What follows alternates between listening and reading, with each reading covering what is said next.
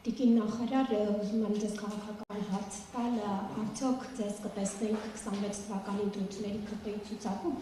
խոսակցություններ են շրջանառվում, որ ձեր երկրորդավոր դատախազի ջրերը մեկ առով չեն հոսում եւ ձեզանից մեկն է հայտնվելու ցուցակում, ուզեմ հստակեցնեք այս մասին, եւ Սահմանադրության հանրաքվեի, նոր Սահմանադրության թվան հանրաքվեի ժամկետների մասին ինչ որ տեղեկություններ կան։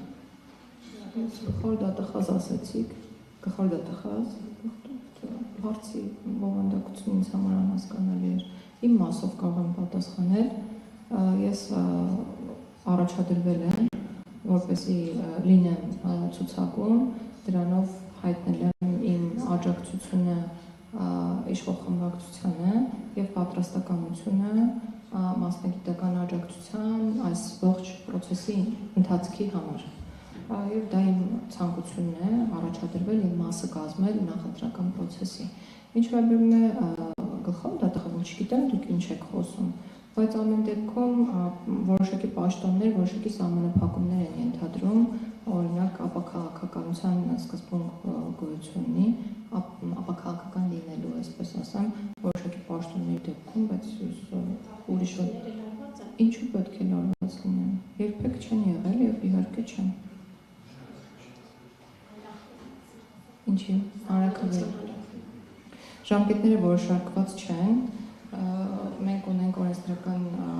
արգելք հանրաքվեի եւ համապետական ընտրությունների միաժամանակ իրականացման հետ կապված։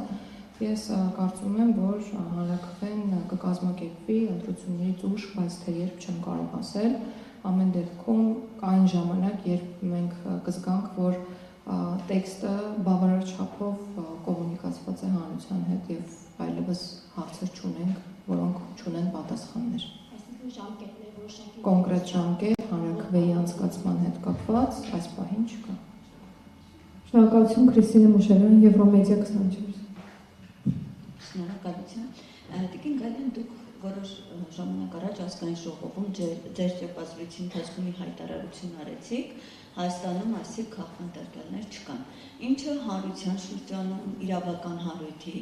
շրջանում հաստատավարների, պաշտպանների դժգոհություն առաջացրեց, սկսեցին փաստերով